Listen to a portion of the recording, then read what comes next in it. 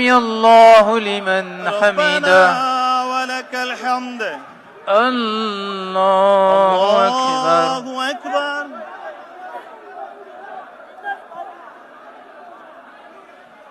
الله أكبر الله أكبر الله أكبر الله أكبر الله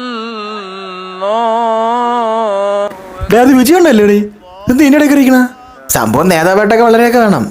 പക്ഷെ ഇത് കൊഞ്ചം ഓവർ തന്നെ വിജയണ്ണ. തല ഓക്കെ ഓക്കെ.